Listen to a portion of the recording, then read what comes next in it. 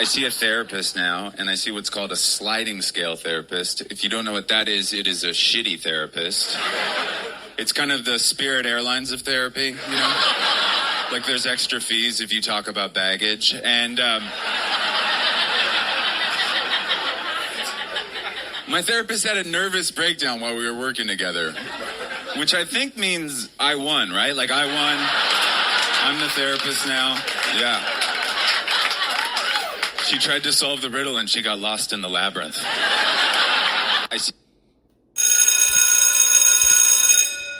Good morning. It's Thursday, Broken News Thursday, June the 6th, and this is The True Conservative. Welcome to all the butchers, bakers, and candlestick makers out there. I'm Ron, your host, and the only true conservative in the United States today. So today, after the Serenity Prayer and the patriotic song of the day, we will have the patriotic shorts, motivation, Bishop Barron, Ayn Rand, the 33 strategies of war, and broken news. All that and more when I get back.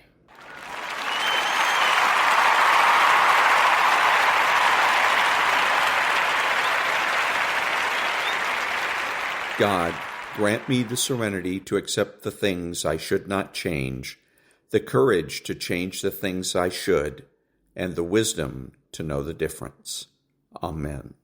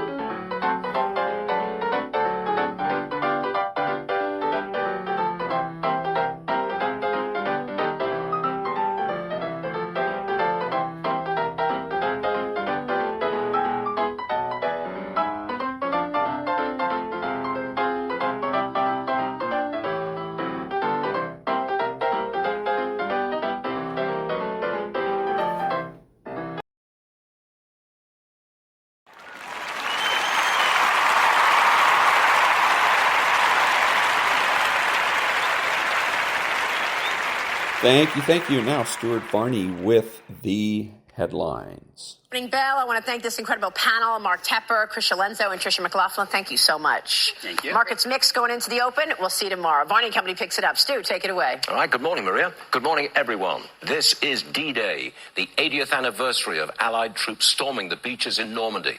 President Biden is there, along with dozens of D-Day veterans. The average age of those veterans who made the trip to France is 100. We'll take you there. We'll show you the greatest generation. To the money. Another stunning performance from NVIDIA. It has surpassed Apple to become the second most valuable company, right behind Microsoft. We've done the math. The top 5 tech companies are now valued at over $13 trillion. 162 million Americans own stock. They've done well. Big tech companies are the crown jewels of American business. We're all over it. Overall, we have a market rally. The S&P and the Nasdaq closing again at new highs. The European Central Bank cut rates a quarter point this morning. Not much response here. In pre-market action this morning, the Dow's down about 12, fractional loss, but virtually unchanged on the S&P. The Nasdaq up 21 points. As for Bitcoin, we're looking at $71,000 right there, 71.1 to be precise. Interest rates little changed. The 10-year is right around 430, 431. The 2-year, again, little changed. You're looking at 475 right now for the 2-year. Oil, $74 a barrel. Gas down 2 cents, 348 is the average for regular. And diesel, that's down 1 cent at 383. Gold, $2,377 per ounce. 2,376. Got it. Politics. Donald Trump appeared with Sean Hannity last night. In a wide-ranging interview, he said the leaders of Russia and China are, quote, at the top of their game mentally, and Joe Biden is not. He said America has become a banana republic, and by the time Biden leaves office, 20 million migrants will be in our country. That's from Trump. Today, Trump leaves for campaign stops in Arizona and California. What will be his reception in the deep, deep blue Golden State? On the show today, the White House rattled by the Wall Street Journal article referring to Biden's declining mental and physical abilities. They sent out their supporters who claim the president is, in fact, sharp as a tack. It is Thursday, June 6th. Yes, it is D-Day. Varney and Company is about to begin.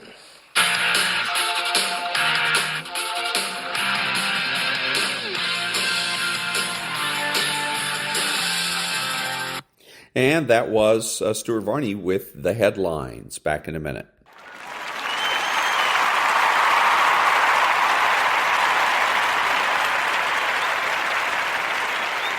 Thank you. And now, Stuart Varney's My Take. And now this. When the Wall Street Journal published an article highlighting the president's declining mental and physical condition, the White House was rattled.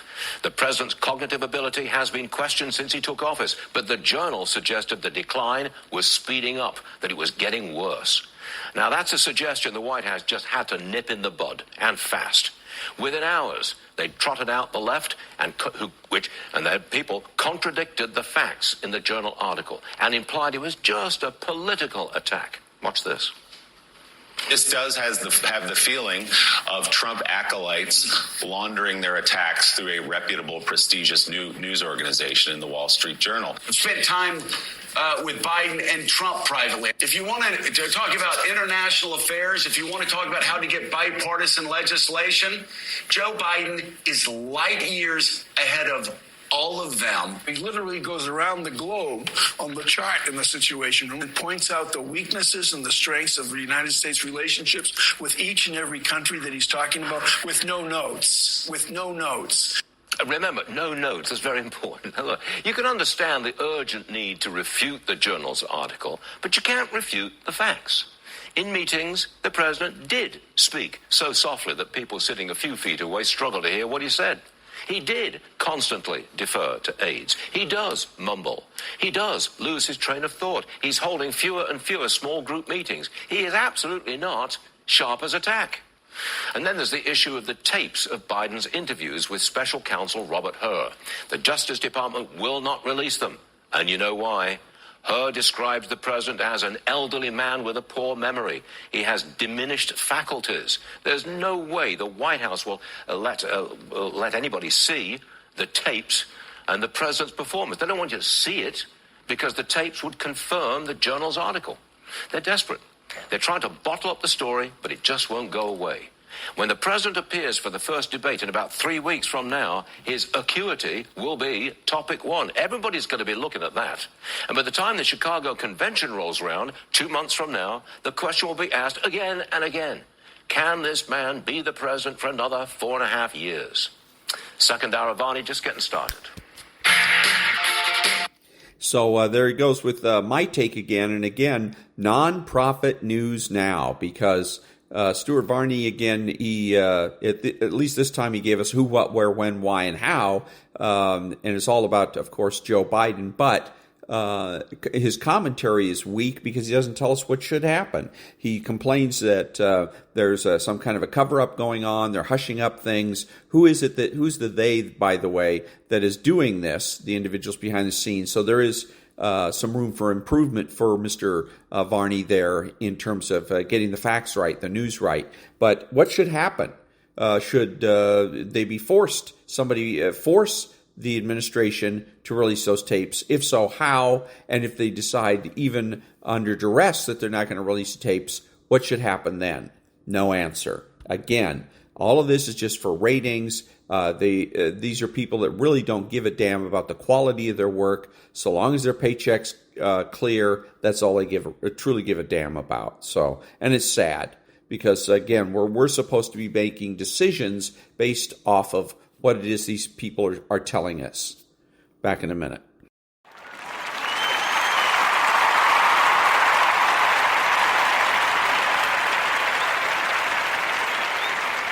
Thank you. And now, the Patriotic Shorts. Out of the 318 of us walked down to the beach by our cemetery, when also where we'd board ship. And we lined up. A Lieutenant Colonel Liversedge said, "Men, I want you to line up. I want you to go through that cemetery and say goodbye to your buddies and your officers. Come out. We'll board the Higgins, go out to our transport, head back to Hilo, Hawaii. We'll train for Japan." And saying goodbye to our buddies brought tears to our eyes. It was like losing your brother. We were that close. We slept together, we ate together, we got in trouble together, we fought together. And that's the way the Marine Corps was. There is no way we are going to allow a con artist to take over the conservative movement, and Donald Trump is a con artist. You said it would be an honor to be offered a spot on his ticket. Really? Yeah, I think anyone who's offered the opportunity to serve this country as vice president should be honored. He's a race-baiting, xenophobic, religious bigot. He doesn't represent my party. I'm for Donald Trump because I know what I'm going to get. We need somebody that on day one can get this country back on track. The president bears responsibility for Wednesday's attack. He should have immediately denounced the mob when he saw what was unfolding. Can he count on your support? Yes. That's an endorsement. I will support the president. I will support President Trump. He's supported tax increases before. He's donated $300,000 to Democratic candidates. So the fact that the Republican Party is now having to claim him is both unfortunate and, to me, inauthentic. I want my daughter to grow up in President Donald J. Trump's America. Well, I wanted a bomb. I couldn't get a bomb. A bomb in Fallujah was like a number at the DMV. Everyone wanted to renew their license. Everyone's getting bombs all over the city. I got a number. We're waiting. And that number's not coming up. So the Bradley can't maneuver because the streets are narrow. There's not enough distance between the street and the wall to get shots in. But I figure they're not going anywhere. So we have them fixed. And Iraq became a war about, I don't care if my chances are good or bad. I care that you're there. Every time we fought this enemy, it disappeared. It ran away. I got these boys in a building. They're not leaving. So they're not going to go kill anyone or hurt anyone. Let's go get them. There was just a lot more people in there than I anticipated. And that bomb didn't come nearly as quickly as it should have. The fear was that the bomb is going to come in while we're in there. And so now we have to get out, bomb lands. The bomb came a little too late, but what are you going to do? It came. When the enemy hit us, we'd shoot and yell and scream and then get up and run. So then we'd get back to the second row of foxholes and we'd jump in. The enemy would hit us again, and we do the same thing. The enemy then thought they had us in a running route. They had routed us, so they eased up, and their weapons and everything got on the road and started coming down. Meanwhile, we jumped into the foxholes on that third part of it, and when they came around on the roads and walking and everything, then they walked into our trap. And we was very successful in that kind of a maneuver. When I came home from the war, I was 20 years old. I was a different person from the 18-year-old kid that went into the battle.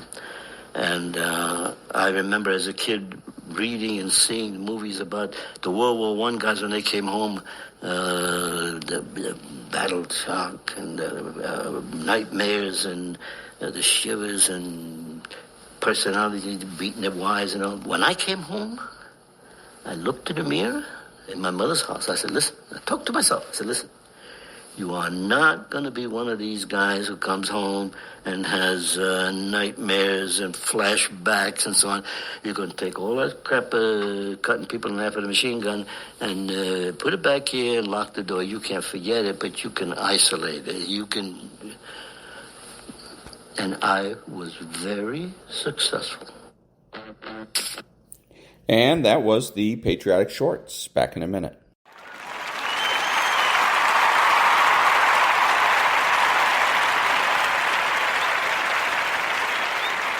Thank you. And now a little bit of motivation. In the shadows of despair where the light of hope flickers faintly, the true essence of resilience is forged. Hard times do not simply pass. They carve their mark into the soul, etching lessons of pain, endurance, and strength. These trials are not to be feared, but embraced, for they are the crucible that transforms the fragile into the formidable. When the world around you crumbles and the weight of existence presses down like an unyielding force, remember this: it is in the furnace of adversity that hard men are born. Those who succumb to the whispers of defeat will fade into obscurity, but those who rise scarred and battered will command their destiny with an iron will. The path through darkness is not a journey of the weak-hearted. It demands blood, sweat, and the relentless spirit to confront the abyss. Each setback is a test, each sorrow a challenge. Through relentless storms, you will find the strength to stand unbowed, a testament to the unbreakable nature of the human spirit. In the silent hours of the night, when doubt whispers its cruel temptations, remember that true strength is born from relentless struggle. The world may throw its darkest trials at you, seeking to break your spirit and extinguish your fire. Yet it is in these moments of profound challenge that you must summon every ounce of resolve. The scars you bear are not signs of weakness, but badges of honor, proof that you have faced the storm and survived.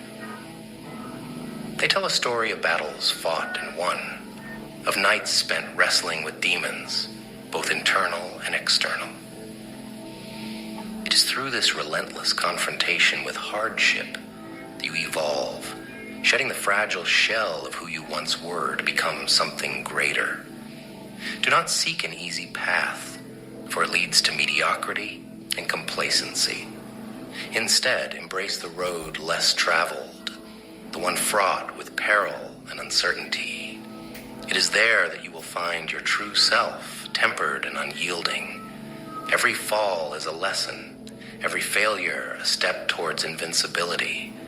The fire within you, fueled by the trials you face, burns brighter with each adversity overcome. In the face of despair, become the defiant force that refuses to bow. Let the world know that you are not a mere product of circumstance, but a master of your fate, a creator of your destiny. Hard times are not your enemy. They are the whetstone against which your resolve is sharpened. Through the crucible of life's challenges, you are forged into a weapon of unbreakable strength. Stand tall, hardened by experience, and unyielding in the face of adversity. The world may try to break you, but it will only succeed in making you stronger. Each step you take in the darkness is a step towards becoming the epitome of resilience. Remember, it is the hard times that create hard men. And it is the hard men who rise to greatness, shaping their own legacy in the annals of time. You are not just surviving, you are becoming. Every hardship, every trial, every moment of despair is a catalyst for your transformation. Rise from the ashes, hardened by the flames of adversity, and let the world see the indomitable spirit that resides within you. For it is the hard times that create hard men, and in their strength, the world finds its true heroes. As you walk this path of fire and shadow, know that each step forward is a declaration of defiance against a world that seeks to bend you. The echoes of doubt and the weight of despair are relentless, yet so too is your will. The nights may be long and the journey arduous, but within the crucible of hardship, you are forged anew. Every trial you endure chisels away the superfluous, revealing the core of who you are. It is through suffering that you find clarity, through pain that you discover your unyielding resolve. The man who emerges from this relentless tempest is not merely stronger, but transformed, capable of withstanding the worst that life can offer, and still standing tall. The hard times are not curses, but rites of passage. They strip away illusions, forcing you to confront the raw essence of your being. In this relentless confrontation, you discover a strength you never knew existed, a power born of necessity and honed through relentless perseverance. The shadows may loom large, but they only serve to highlight the brilliance of your enduring spirit. Do not merely endure these trials, dominate them. Let each challenge become a stepping stone, elevating you above the mire of mediocrity. The world is rife with those who falter, who succumb to the ease of surrender. But you, forged by adversity, stand apart. You are a beacon of resilience, a testament to the unbreakable nature of the human spirit. The journey through darkness is long and fraught with peril, but it is also a journey towards greatness. Every hardship, every tear, every moment of despair is a brick in the fortress of your strength. The hard times are the crucible in which hard men are born, and through this crucible, you will emerge unassailable. Remember, it is not the easy days that define you, but the hard times that shape your destiny. Stand firm, endure the storm, and rise. For in the end, it is the hard men who leave their mark on the world, their legacy etched in the annals of history, a testament to the power of an indomitable spirit. Embrace the pain, for it is your ally. Suffer with purpose, for it is your teacher. Through the crucible of hardship, you will emerge not merely alive, but unshakable. In the end, it is the hard times that create hard men, and it is the hard men who shape the world. Stand firm, endure, and become the architect of your own fate.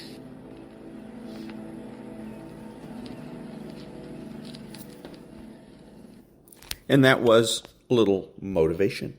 Back in a minute.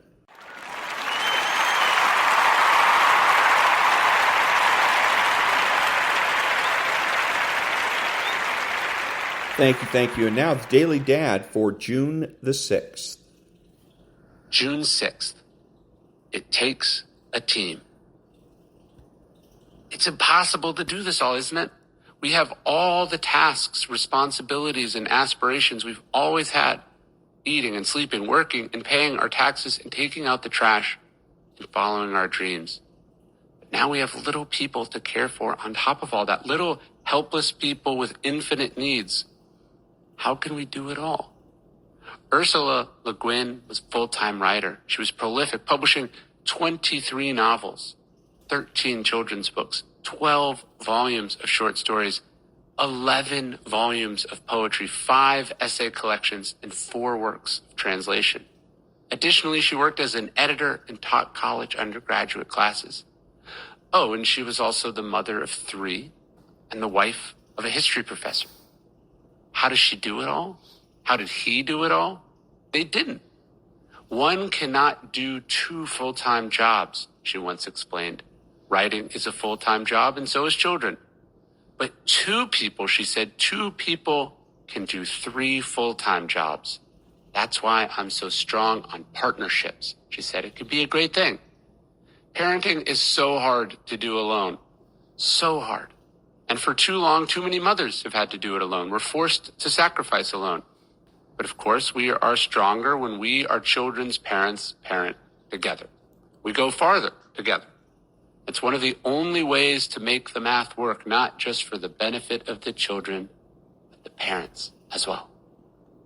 And that was the Daily Dad for June the 6th by Ryan Holiday. Back in a minute.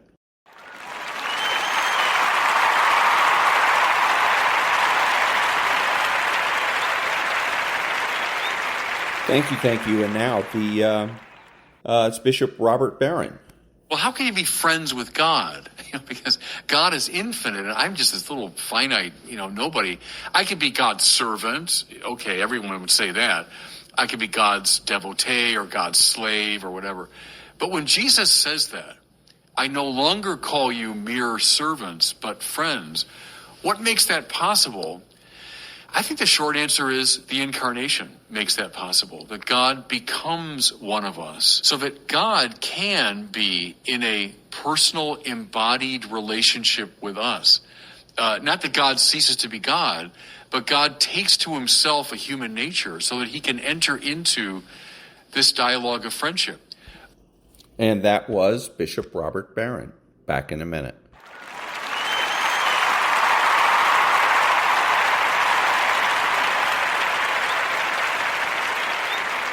Thank you. Now, the Ayn Rand quote of the day. If we wanted to save the world from communism, it's not necessary to go to war.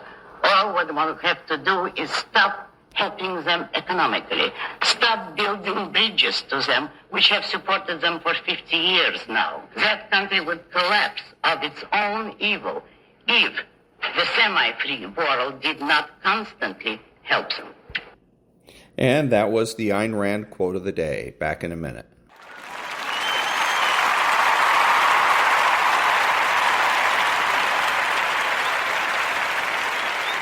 Thank you. And now the 33 strategies of war. 2.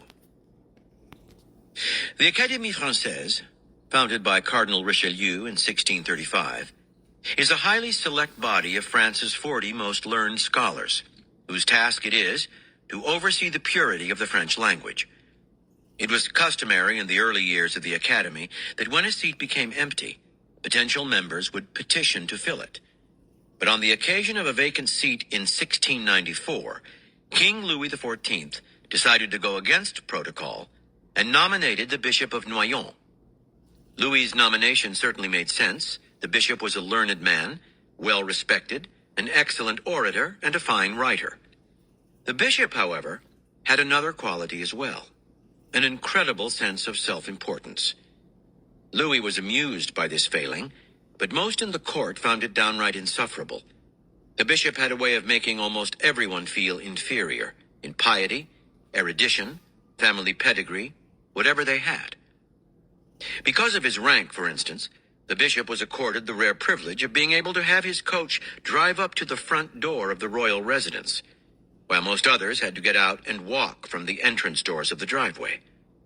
One time, the Archbishop of Paris was walking along the driveway when the Bishop of Noyon passed. From his carriage, the bishop waved and signaled for the Archbishop to approach him. The Archbishop expected him to alight and accompany him to the palace on foot. Instead, Noyon had the carriage slow down and continued his drive to the front door, leading the Archbishop through the window by the arm, as if he were a dog on a leash, meanwhile chatting away superciliously. Then, once the bishop did get out of the carriage and the two men started up the grand staircase, Noyon dropped the archbishop as if he were nobody. Almost everyone in the court had a story like this one to tell, and they all nursed secret grudges against the bishop. With Louis's approval, however, it was impossible not to vote Noyon into the Academy. The king further insisted that his courtiers attend the inauguration of the bishop, since this was his first nominee to the illustrious institution. At the inauguration, customarily, the nominee would deliver a speech, which would be answered by the Academy's director, who at the time was a bold and witty man called the Abbé de Coumartin. The abbé could not stand the bishop, but particularly disliked his florid style of writing. De Coumartin conceived the idea of subtly mocking Noyon. He would compose his response in perfect imitation of the bishop, full of elaborate metaphors and gushing praise for the newest academician. To make sure he could not get into trouble for this, he would show his speech to the bishop beforehand. Noyon was delighted, read the text with great interest, and even went so far as to supplement it with more effusive words of praise and high-flying rhetoric. On the day of the inauguration, the hall of the Academy was packed with the most eminent members of French society. None dared incur the king's displeasure by not attending. The bishop appeared before them, monstrously pleased to command this prestigious audience. The speech he delivered had a flowery pomposity exceeding any he had given previously. It was tiresome in the extreme. Then came the abbé's response. It started slowly, and many listeners began to squirm. But then it gradually took off, as everyone realized that it was an elaborate yet subtle parody of the bishop's style. De Caumartin's bold satire captivated everyone, and when it was over, the audience applauded loudly and gratefully. But the bishop, intoxicated by the event and the attention, thought that the applause was genuine, and that in applauding the abbé's praise of him, the audience was really applauding him. He left with his vanity inflated beyond all proportion. Soon, Noyon was talking about the event to one and all, boring everyone to tears. Finally, he had the misfortune to brag about it to the Archbishop of Paris, who had never gotten over the carriage incident. The Archbishop could not resist. He told Noyon that the abbé's speech was a joke on him, and that everyone in the court was laughing at the bishop's expense. Noyon could not believe this, so he visited his friend and confessor, Père Lachaise, who confirmed that it was true. Now the bishop's former delight turned to the most bitter rage. He complained to the king and asked him to punish the abbé. The king tried to diffuse the problem, but he valued peace and quiet, and Noyon's almost insane anger got on his nerves. Finally, the bishop, wounded to the core, left the court and returned to his diocese, where he remained for a long time, humiliated and humbled. And that was the 33 Strategies of War by Robert Greene. Back in a minute.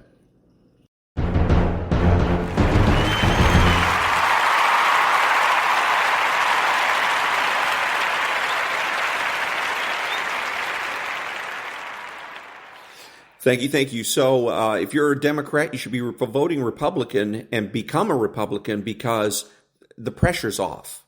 On the Democrat side of the ticket, the Democrats are under constant pressure to produce paradise and to produce it yesterday. The Democrat Party is about 50 years behind schedule. They should have created paradise about 50 years ago, but they failed to do so. So the pressure is on, the pressure is on, the pressure is on. Got to get the movement, got to get perfect. And from the time you get up in the morning until the time you go to bed at night, you're under the gun. Your fellow Democrats are looking at you, wondering why it is that you're going to Starbucks instead of doing something to create socialist paradise. But in the Republican Party, no such thing, because we're realistic. We know there's never been a paradise, there isn't now, and therefore there's not going to be any type of paradise other than the second coming of Jesus Christ. Back in a minute.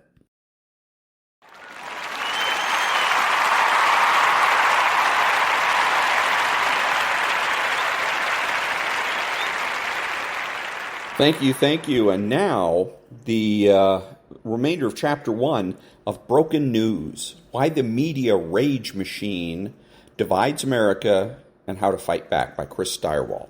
Life as people knew it ceased to be.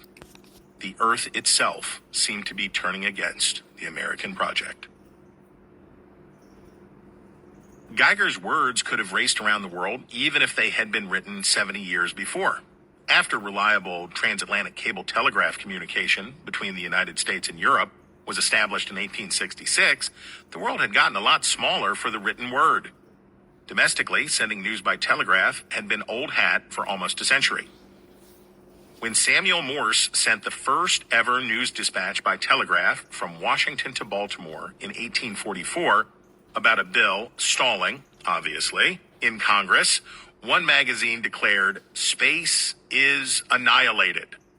It still took 3 weeks to get to California by train, so maybe annihilated was strong, but space was squeezed down enough that Morse could start selling the Baltimore American congressional updates for a penny a word.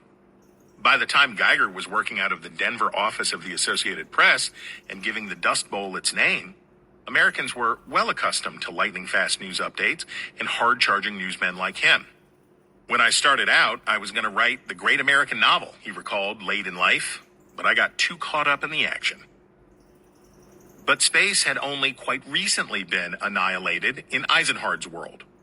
Newspapers had experimented with running reproductions of photographs 50 years earlier, but for the next 20 years only used them with great rarity. It had only been 15 years before Black Sunday that technology had advanced enough to make newspaper photographs a regular feature. But you still had to have the film and the printing press in the same place to do it. News photography had bloomed in the 1920s, but it still couldn't ride lightning like words could. There had been disappointing experiments with transmitting photos on telephone lines before, but on New Year's Day, 1935, the Associated Press inaugurated its wire photo service with a batch of pictures from the Tournament of Roses parade in Pasadena, California. It would have taken days to get the pictures in Midwest and East Coast newspapers before. Now it was in the January 2nd morning papers. It required expensive, specialized equipment to code and decode the image into electrical impulses, but it took just 8 minutes to send a detailed photo across the continent. That meant that a few months later, Eisenhardt's photos and Geiger's words could be seen together by Americans everywhere the next day. If you wanted to pick a moment when the truly national news media was born, you could argue that it was in the first half of 1935, when, for the first time, Americans in every major city could read the same stories and see the same photographs simultaneously. It certainly pointed to the national news cycle as we still know it. 70 years earlier, it had taken more than 2 days for news of Abraham Lincoln's death to reach even some well-settled towns in California. Connectivity continued to improve after the telephone's popularity exploded in the 1880s, but there still wasn't a daily national news cycle. The first transcontinental telephone call had taken place just 20 years before AP was using phone lines to send Eisenhardt's ominous images from the Oklahoma Panhandle to every corner of the nation. With the telegraph, the telephone, the Associated Press, and other national wire services well in place by the 1910s, the old regional networks that had passed news items from one part of the country to another in a fashion not so different from Ben Franklin's day had finally been wiped out. But not until America could have the same ideas in the written word with the same objective record transmitted in pictures everywhere at the same time could we have a true national media. The propulsive news cycle that we still feel today goes at least as far back as a couple of journalists driving through a dust storm with the doors open, trying to make it to Boise City to file their report. Space wasn't quite annihilated yet, but it was getting pretty wispy. The delay required to write the stories, develop and transmit the photos, print the papers, and deliver them to doorsteps and newsstands across the country built in a buffer between events and individuals. A common national news market, yes, but one in which consumers were reading about events that had happened. In that way, it was not so different from the news business as Americans at the founding would have understood it. The speed of transmission went from weeks to a single day, but the concept was the same. Philadelphia is the real hometown of the American newspaper business. Chicago has a great claim on that either privileged or blameworthy status with the work that went on there at the start of the 20th century. Boomtown Chicago produced great newspapers, great reporters, and lots of experimentation. A young Carl Sandburg, disillusioned by his efforts at socialist propaganda, started writing for the Chicago Daybook in 1914. It's a Scripps paper, takes no advertising, and therefore tells the truth. The future 3-time Pulitzer Prize winner wrote a friend. Chicago, however, is unfamiliar with the truth, cannot recognize it when it appears, so the paper is having a steady, quiet growth and seems to have large destinies ahead. Certainly New York has the prestige and the lineage to claim the title. The New York Post, founded by Alexander Hamilton and edited for 50 years by America's foremost poet of his age, William Cullen Bryant, could make a claim for the title all on its own. And that's without having to invoke the headless body in topless bar front page from 1983. No city could match the list of great New York newspaper alumni, including Tom Wolfe, who wrote The Bonfire of the Vanities, which may be the greatest novel ever written, about the business. Philadelphia has great alumni and fascinating stories to tell, though maybe not as many as New York and Chicago have. But Philly's got Ben Franklin, and Ben Franklin is the godfather of the American news business. When Franklin was chosen as the clerk of the Pennsylvania Assembly at age 30, he was already a successful newspaperman. He had bought the Pennsylvania Gazette when he was just 23 and turned it into the most widely read paper in the colony. When he was given the clerkship in 1736, in a move his progeny in the industry would envy, Franklin used the Post to steer government printing contracts to his own press.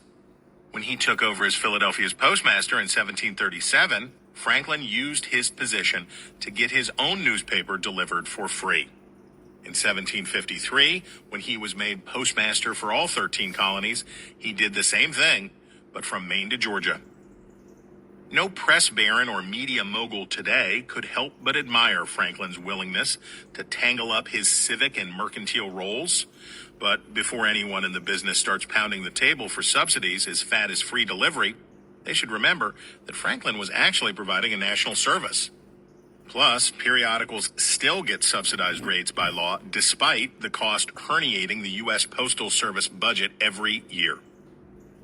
The Postal Service Act of 1792 may not have been the first sweetheart deal for the newspaper business in America, but the carve-out was the first one of the new federal government and Congress's first use of its Article 1, Section 8 power to, quote, establish post offices and post roads. There was considerable debate over whether that meant Congress could only designate existing roads and post offices as official, or whether Congress could summon them into being. When Congress took up the question, there were about 75 post offices and 2,400 miles of road to serve some 3 million citizens in the new constitutional republic. Citizens wanted faster mail and better roads, no doubt. But the debate was important not just as a question of power or expenditure or constituent services, but as one of politics. Most of the early newspapers in the colonies had been founded by postmasters as an obvious extension of their work. Towns were far apart, and there was always a demand for news. You can see how it would have made sense that the postmaster, an appointee of the crown after all, would be the one to print up and send along an account of what was happening in his little outpost on the edge of civilization. Franklin was far from the first to slip his own broadsheet in a mailbag. But when the main post road that ran from Boston to Williamsburg, Virginia, made it to North Carolina in 1738 and then Charleston, South Carolina the next year, it completed a 1,300-mile stretch that King Charles II had ordered 3 generations before. It also dramatically changed the flow of information in the colonies. Charles was certainly enough of a rogue that he probably would have enjoyed how much trouble the eventual completion of his project would cause the German Georges, who were on the British throne, instead of his own Stuart line. The Post Road, or the King's Highway, opened up communication between discontented subjects up and down the coast. The cities were growing and commerce increasingly brought people together. But it was newspapers, most of all Franklin's, that played the key role in sharing the ideas that would produce first a revolution and then a republic. And that was only possible because Americans of the day were highly literate people. We have to guess at what real literacy rates might have been, but evidence suggests that as many as 95% of residents in Massachusetts and Connecticut between 1640 and 1700 were literate. In 1731, at the age of 25, Franklin, the godfather again, created the Library Company of Philadelphia with his friends. Subscribers paid 40 shillings each and were able to check out books. It caught on fast and spread quickly to other colonies and up and down the social strata. Records show subscribers were allowed to pay their fees in grain, butter, and flax. When post roads opened the way for the faster transmission of ideas via newspapers, those newspapers found not only eager audiences, but also consumers with the real literacy necessary to wrestle with abstract ideas about power, freedom, and self-determination. After the American Revolution, the national discussion kept growing. By 1790, there were 90 newspapers in the new republic, more than double the number there were in 1783, the final year of the war. More newspapers meant more demands on post offices and roads, which was very much on the minds of members of Congress when they considered the first postal bill in 1792. They knew they were shaping political speech and public discourse as they set the rules. Franklin had died 2 years before, but surely he would have been pleased to see that in principle, the carve-outs he had given himself and his fellow newspaper publishers, as in Philadelphia, across the colonies, and again when he became the first Postmaster General of the United States, had survived. What else would you expect from the godfather of the American newspaper business? It was getting harder, though, to draw the line between newspapers as public service and newspapers as a commercial endeavor. Partisan funding, the driving force behind many of the new publications, made matters even worse. 5 years out of office and resolved to follow Washington's example of withdrawing from public life after the presidency, James Madison still remained a prodigious writer of letters and a font of advice for the admiring politicians of his party. In the summer of 1822, Kentucky Lieutenant Governor William Barry wrote to Madison at his Virginia home, Montpelier, to brag about and seek advice for a commission Barry was leading to explore the possibility of establishing public schools in Kentucky. A popular government without popular information or the means of acquiring it is but a prologue to a farce or a tragedy, or perhaps both, Madison replied, laying out the stakes for the endeavor. Knowledge will forever govern ignorance, and a people who mean to be their own governors must arm themselves with the power that knowledge gives. While their correspondence was about public education, it was informed by an era of declining public discourse. The blurry lines around government advantages for newspapermen like Franklin, as well as the press freedom Madison had written into the Bill of Rights, looked different in a new era where newspapers were increasingly tools of partisan warfare. The number of newspapers was increasing rapidly, but the content was not aimed at providing a forum for debate and ideas for shared endeavors like the Pennsylvania Gazette had been. President John Adams and the Federalists had pushed through the Sedition Act of 1798 to try to squelch the brutal criticisms of his government in papers backing the party Madison had co-founded with Thomas Jefferson, the Democratic Republicans. Adams and many on his side believed that the partisan press fell outside the protections of the First Amendment because it was undermining the Republic itself. Liberty of the press and of opinion is calculated to destroy all confidence between man and man, said Federalist Representative John Allen of Connecticut. It leads to the dissolution of every bond of union.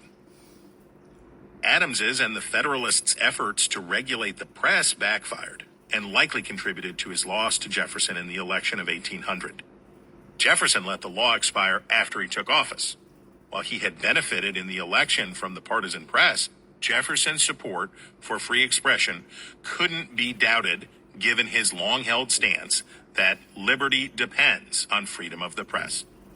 Of course, when he was the president and his administration was the one getting battered every day in pages of pro-Federalist outlets, Jefferson took a dimmer view, even if he didn't wish to abridge free expression.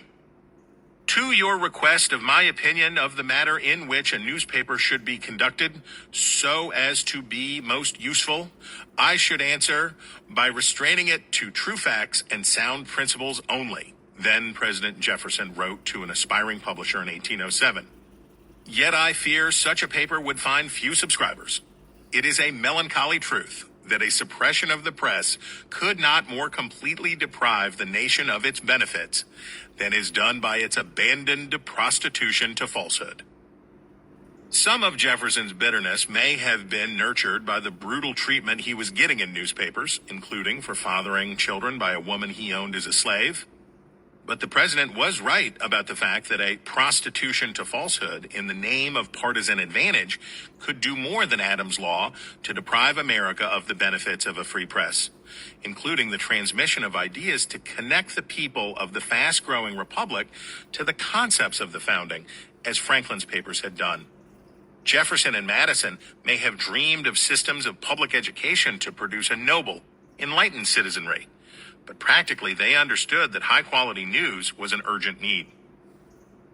After receiving a guarantee of extraordinary freedoms of expression, but also resources for disseminating their products at the founding, the American news media spent the following 3 decades locked in the same kind of performative outrage, selective coverage, and tribalism that impede our ability to transmit ideas necessary for common purpose and governance today.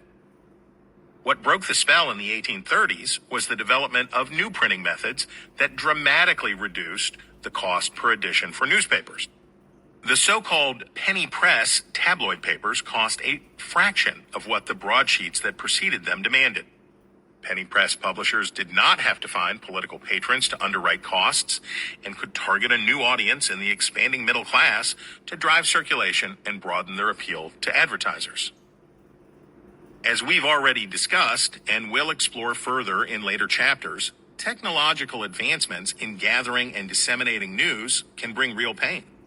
Our stunted and imbecilic political debates today and the incapacity they produce are in part the result of the wide introduction of around-the-clock national television news and the arrival of the internet in the 1990s. Not unlike the partisan rags of the early republic, siloed outlets today have made a calculated decision to target narrow, intense audiences to sustain them in an era when profits for high-quality, general interest news are hard to come by.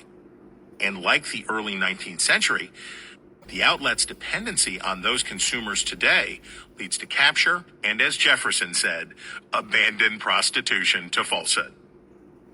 But what do you do when technology delivers a new torture device like social media instead of relief like the penny press did in the 1830s or instant transmission of photographs from coast to coast a century later? Our old guide, Robert Frost, can help us here again. The best way out is always through. When the Dust Bowl was punishing the Southern Plains in 1935, it didn't seem like just nature had turned on America. Our favorite new technology was bedeviling us too. In 1920, KDKA in Pittsburgh became America's first commercially licensed radio station. When it broadcast the returns from that year's presidential election from the roof of the Westinghouse electric plant, though, hardly anyone was listening at all. Americans had become very familiar in the previous decade with communication by radio signals thanks to Guglielmo Marconi's wireless telegraph and its world-shrinking wonders. But the idea that a human voice or music could be sent over great distances by invisible waves must have seemed far-fetched before KDKA called the race for Warren Harding. But when it hit, radio hit hard. The closest thing we've probably seen in our lifetimes was the adoption of smartphones after 2007. In 1920, KDKA was hollering into the void. By 1930, radio sets were in 40% of American households. In the next 10 years, radio ownership more than doubled. Surveys in the 1930s showed Americans were tuned in for more than 4 hours per day on average. From 0 minutes to a quarter of America's waking hours in just 10 years has to count as a pretty radical transformation. By the time the 1930s were over, 28 million of America's 35 million households had a radio. But this craze that had quickly turned into a way of life was concerning to some. New York Times correspondent Anne O'Hare McCormick in 1932 wrote about the, quote, great unknown force of radio and about the, quote, dazing, almost anesthetic effect upon the mind from consuming passive media in such great quantities. This wasn't a trip to the Bijou to see one of the new talking motion pictures, a temporary escape from reality at a time when reality tended to be pretty grim. Radio quickly became the soundtrack for life. It did not take long for crooks, charlatans, swindlers, and kooks to also see the dazing, almost anesthetic effect and how it might make them rich and powerful. Senator Huey Long of Louisiana, for example, the kingfish of corruption, had not been able to finagle the position of governor for life in the Pelican State. Term limited, he had to go to Washington and the Senate, from whence he could still direct his machine back home through his family and loyal retainers. But he soon found that the publicity afforded him for his colorful stem-winder speeches could give him a national platform for his particular brand of populist anger. In February 1934, NBC broadcast Long's still famous speech, Every Man a King, in which he proposed his Share Our Wealth program, which he said would achieve at once what President Franklin Roosevelt's New Deal could never obtain. Long wanted to confiscate the fortunes of the wealthy and redistribute the proceeds to the tune of $5,000 per family, enough for a home, an automobile, a radio, and the ordinary conveniences. It was the start of Long's prospective candidacy as a challenger to Roosevelt for the 1936 Democratic nomination, but also a smash hit for NBC. The network offered Long a weekly slot for his speeches, mixtures of scripture, folksy tales from home, and absolute eat-the-rich demagoguery. Long claimed in the spring of 1935 that more than 7 million people had joined almost 30,000 local Share Our Wealth clubs he was hawking on air like a pyramid scheme for politics. Radio was good to Long, so much so that he even embraced the nickname The Kingfish from the most popular radio show of the day, Amos and Andy, in which the Kingfish was a shifty grifter. Long's opponents meant it as an insult, but he loved it. I don't know what would have happened in the 1936 Democratic National Convention if Long had not been killed by an assassin the previous fall on a visit back to Baton Rouge to oversee his distant empire. Long was only 42 and growing in his power and his boldness. I am inclined to give at least some credence to what Senator Henry Allen of Kansas said about his colleague Long in February 1935. Allen said he was disposed to laugh at Long, but that gave him little comfort. I was in Germany when they first began to laugh at Hitler, who is a sort of Teutonic Huey Long without Huey's mercurial disposition and mental quickness. The good thing about Long, though, was that you could see him coming. If you could see past the comic facade, Long was an obvious, even explicit threat to the American system of government. But who would have guessed that a Roman Catholic priest from Canada would be the next populist leader to make a run at sacking the constitutional order and bringing fascist techniques to our politics? At the height of his reach before the 1936 election, Charles Coughlin, a priest in Royal Oak, Michigan, could count more than a quarter of America's adult population as listeners to his radio show, an estimated 30 million each Sunday afternoon. You've no doubt heard of Coughlin and his mix of anti-Semitism, Catholic nationalism, and fascistic leanings. I assume every American high school student can still not escape without a section on Coughlin. It's understandable. Maybe no single individual better embodies the reality of the threat to liberal democracy in America during the 1930s. But he's more interesting for our project because he most certainly was a product of radio. Long was already a successful politician before he became the Kingfish and ruled a medium-sized state like his own fiefdom. You can imagine how Long could have risen to power before radio, and maybe even after the arrival of television, if he got his teeth done. But Coughlin was a man of the radio age and that dazing, almost anesthetic effect of the medium. His voice, with a slight Irish lilt from his immigrant parents, had that aggressive rhythm of a skillful boxer working a speed bag. He even understood the business.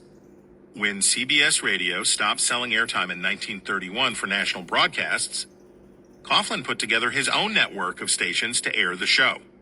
Plus, without national network restrictions, he could worry less about the growing political radicalism of his message. That helped him find a new audience beyond the Catholic faithful who had been his first fervent supporters. His program is pleasantly free from that depressing species of doleful bemoaning of man's sinful nature that is so irritating to non-churchmen, wrote critic Robert Landry in Variety that year. Other religious broadcasters had been saccharine, and other political talkers had been dry. But Coughlin offered a potent mix of social justice progressivism with bloody-minded cultural warfare. But lest you think that this hot-tempered political priest was an empty threat, there's concrete evidence of his effect on voters. Economist Tianyi Wang was able to show through voting patterns in 1936 the formation of Nazi-allied local groups and, later, war bond sales that Coughlin had an effect beyond what could be explained by coincidence or overlapping factors. He was not just entertaining listeners, he was persuading them. In the course of just 15 years, radio had fundamentally remade American life. Our politics, our leisure, our culture, in ways as significant as the electric light of the 1880s and the Model T of the 1910s. Indeed, much of what we think of as the conquering power of television in the 20th century was really achieved by radio in the span of a decade. It was what replaced the hearth as the focus of the family room and provided the basis for common popular culture. Just ask the kingfish. And when the news went into thin air, space really had been obliterated at last. Since the days 3 centuries before when colonial postmasters were slipping broadsheets into mailbags, to penny press publishers installing presses on steamboats to beat the competition to the street with election results, to Samuel Morse charging a penny a word for gridlock reports by telegraph, all the way up to Geiger and Eisenhower racing the black tsunami to tell the tale of the Dust Bowl, the goal was to tell readers what had happened as soon as possible. In the 1930s, the new standard was to tell listeners what was happening. This is an obvious difference, but a deceivingly powerful one. If you know what has happened in the news, there is a cleavage between past, present, and future. A consumer could take in all that was available or all that he or she wanted and feel confident they had read the news until another batch arrived. But radio, and eventually cable television and the internet, create the sensation of having missed the news. Each report begins with a whoosh and a gong, even if it is only the same warmed-over news loaf from the hour. The number of news events had not changed, but the live connection to the coverage created the sensation of this geyser of important information that a consumer could only ever take a sip of. The other revolution of broadcast news was one of personality. Certainly when newspapers were king, readers had favorite columnists and personalities: Mark Twain, Ida Tarbell, H.L. Mencken, William Allen White, etc. But the actual news dispatches were usually anonymously written until the 1920s. And even then, the New York Times and the Associated Press resisted the trend. In addition to the distance in space and time that newspapers afforded, they gave readers emotional distance. Broadcast journalism absorbed that. The most famous radio report of the era was of the 1937 crash of the airship Hindenburg at Lakehurst, New Jersey. To this day, Americans remember reporter Herb Morrison's anguished line, "Oh, the humanity," even if they know nothing else about the event. The listener is connected not to the event itself, but to the reporter's reaction to the event. It is Morrison's humanity we recall, not the carnage in the doomed airship. No longer decoding and processing the words to describe events or ideas, the news consumer is passively receiving emotional meaning. When television put a face with the emotive voice a decade later, the transition to news as an experience rather than the acquiring of information and ideas encoded in words was nearly complete. The battle was short and decisive. TV mopped the floor with them. But then there was a twist. In 1957, 70% of Americans in their mid-20s read a newspaper every day, 12 points behind the most avid readers, those in their late 40s. That's according to the News Media Studies survey that year. In many ways, this was the pinnacle for high-quality news consumption in the modern era. But it was to be short-lived. By the mid-1970s, older Americans continued in their newspaper habits, but a sharp drop-off among baby boomers was underway. According to surveys by the National Opinion Research Center at the University of Chicago, While nearly 3/4 of 20-somethings in the 1950s were reading newspapers every day, 2 decades later, the share of daily readers under 30 had fallen to 42%.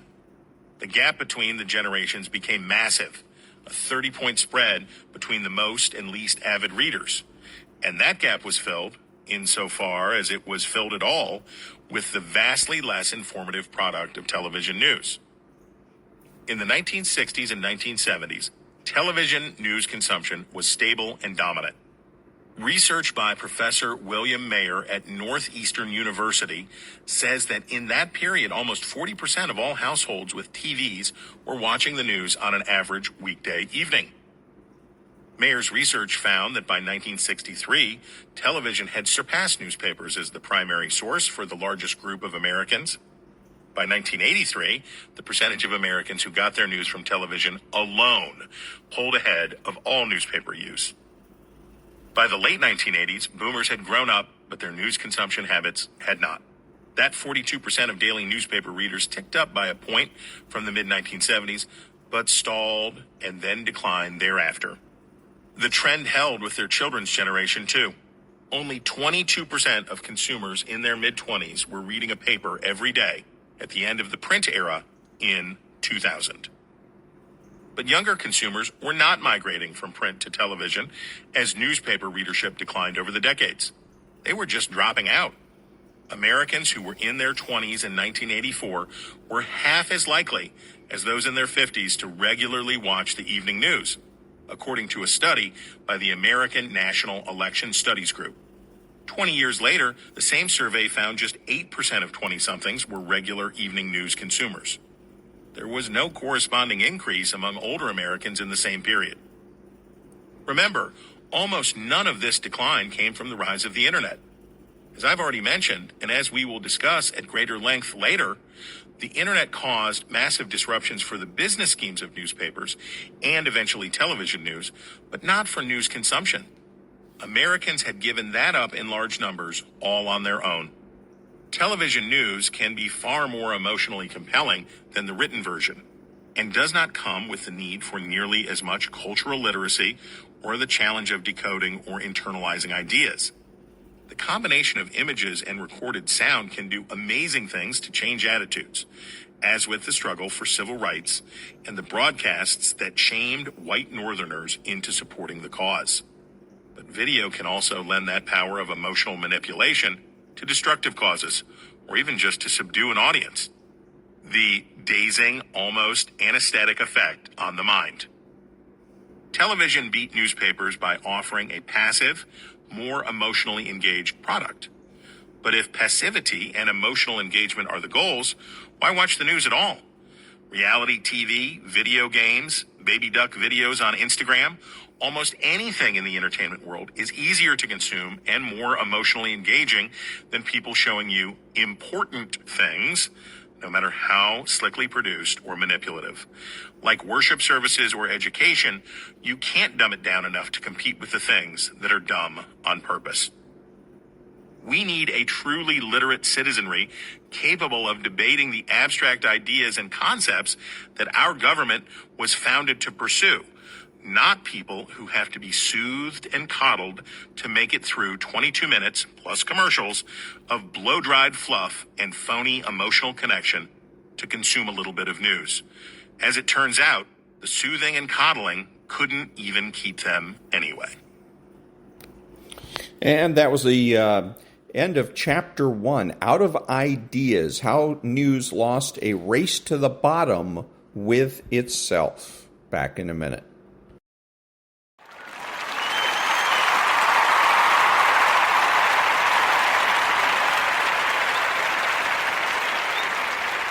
Thank you. The following is one of my voiceover demos.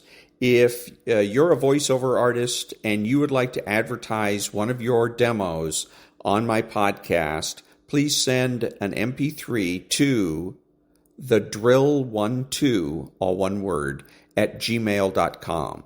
That's thedrill12 at gmail.com. Back in a minute. Ladies and gentlemen, gentlemen, welcome to Caesar's Palace for 12 rounds of boxing. In the red corner, from Los Angeles, California, wearing the red trunks with the gold trim, weighing in at 125 pounds, the lightweight champion of the world, Danny Little Red Lopez. Well, Bill, our winners get a home theater receiver. That's right. Experience the full potential of high-definition video with this 72-channel digital home theater receiver from Yamaha. But wait, that's not all. They also get a 5.1-channel surround sound system from Mirage. With 5 palm-sized speakers and a compact subwoofer cube, the MX 5.1 brings you huge immersive sound with Mirage's omnipolar technology. All from the Spiegel catalog, Chicago, Illinois, 60609. And they're taking closer order as down the stretch they come. Mr. Hot Stuff has 3 lengths to make up with chocolate candy last. On the rail, take the points behind that gallant son with chocolate candy gaining on the outside. In the lead is Pioneer of the Nile being tackled by chocolate candy. They're neck and neck as they come to the wire. And Pioneer of the Nile holds off chocolate candy and wins the Santa Anita Derby. And now, on your feet, time to greet holder of 14 NBA titles, your home team, your Los Angeles Lakers. Number 3 at 6'8", 5th year out of UCLA, playing forward, Trevor Ariza. Starting at center, number 17 at 7 feet, 4th year out of St. Andrews High School, Andrew Bynum. And at guard, number 24, 6'6", 13th season out of Loyal Marion High School, Kobe Bryant.